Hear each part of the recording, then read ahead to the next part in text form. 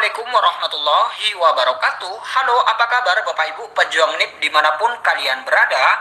Jumpa lagi bersama saya Bahtiar Mufi dalam channel 1000 Jalan. Baik Bapak Ibu, pada video kali ini admin akan memberikan update informasi yaitu mengenai aturan baru seleksi verifikasi di P3K Guru tahun 2022. Nah, jadi ini tertuang dalam Permenpan RB nomor 20 tahun 2022. Nah, jadi bagi Bapak Ibu, simak terus video ini. Dan sebelum lanjut, seperti biasa, admin ingatkan kembali bagi Bapak Ibu yang baru menemukan channel ini, jangan lupa tekan tombol subscribe-nya terlebih dahulu dan tekan tombol loncengnya, agar nantinya Bapak Ibu selalu mendapatkan update informasi-informasi terbaru dari kami. Baik Bapak Ibu, kita langsung saja. Nah, ini dia Bapak Ibu. Ini untuk yang pertama, yaitu untuk guru honorer yang lolos passing grade. Jadi untuk guru honorer yang sudah lolos passing grade, ini tidak ada seleksi verifikasi dan juga tidak ada tes. Jadi Bapak Ibu yang sudah lolos passing grade, baik itu THK 2, guru honorer negeri, PPG dan swasta, ini nantinya tinggal menunggu penempatan saja, yaitu penempatan individu yang telah lulus nilai ambang batas pada seleksi tahun 2021 di tempat tugasnya masing-masing atau di satuan pendidikan yang membutuhkan.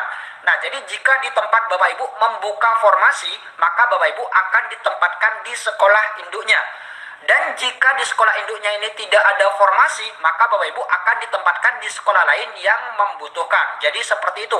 Ini untuk semua guru honorer yang sudah lolos passing grade di P3K Guru tahun lalu, yaitu tahun 2021.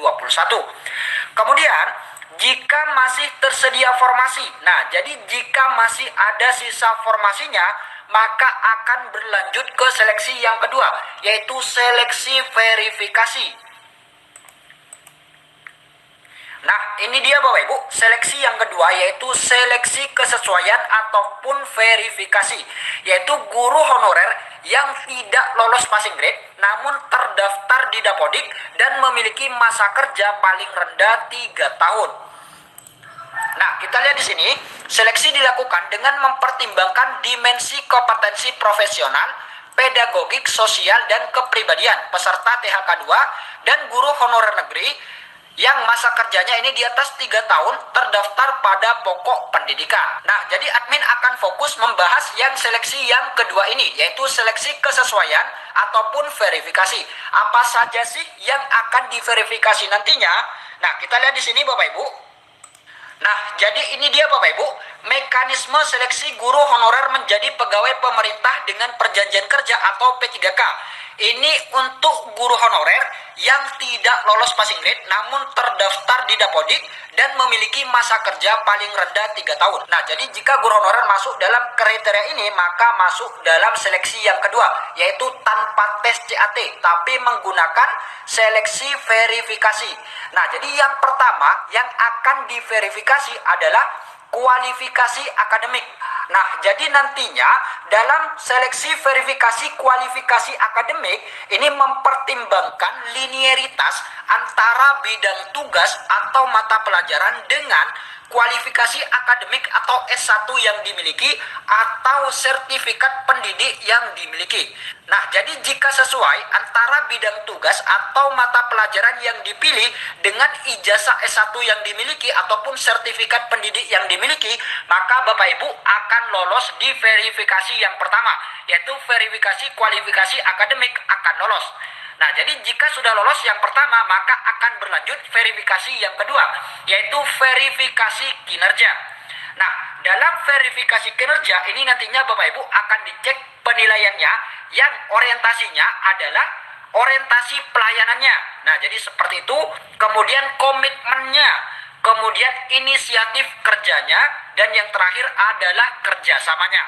Nah, jadi seperti itu Bapak Ibu untuk seleksi verifikasi yang poin kedua, yaitu kinerja. Ada beberapa poin yang nantinya akan dicek dalam verifikasi kinerja ini. Kemudian seleksi verifikasi berikutnya yaitu seleksi verifikasi kompetensi. Nah, jadi untuk seleksi verifikasi kompetensi ini terdiri dari profesional, pedagogik, sosial, dan kepribadian. Dan ini tidak tes CAT seperti tahun lalu. Jadi tidak tes CAT seperti tahun lalu, tapi menggunakan instrumen penilaian. Nah, jadi nantinya Bapak Ibu tinggal menjawab instrumen penilaian yang diberikan oleh Pemda. Jadi seperti itu untuk tes kompetensi ini. Kemudian selanjutnya yaitu tes background check. Nah, jadi untuk tes background check yang mana nantinya Bapak Ibu akan dicek pemeriksaan latar belakang. Track recordnya Bapak Ibu selama mengajar di sekolah tersebut ini bagaimana terkait perundungan, kekerasan seksual, penyalahgunaan narkotika, intoleransi, dan lain sebagainya. Nah, jadi itu dia Bapak Ibu, 4 komponen yang nantinya akan diverifikasi khusus bagi guru honorer yang tidak lolos passing grade namun memiliki masa kerja paling rendah 3 tahun dan terdaftar di Dapodik. Jadi tidak perlu ikut tes CAT seperti tahun lalu, tapi menggunakan seleksi verifikasi. Dan ini semuanya dilakukan oleh Pemda Bapak Ibu, oleh Pemda di mana tempat Bapak Ibu mengajar. Seperti itu. Ini akuntabilitas data. Jadi digunakan data-data yang nantinya akan di cross check oleh Pemda dan selanjutnya akan diverifikasi oleh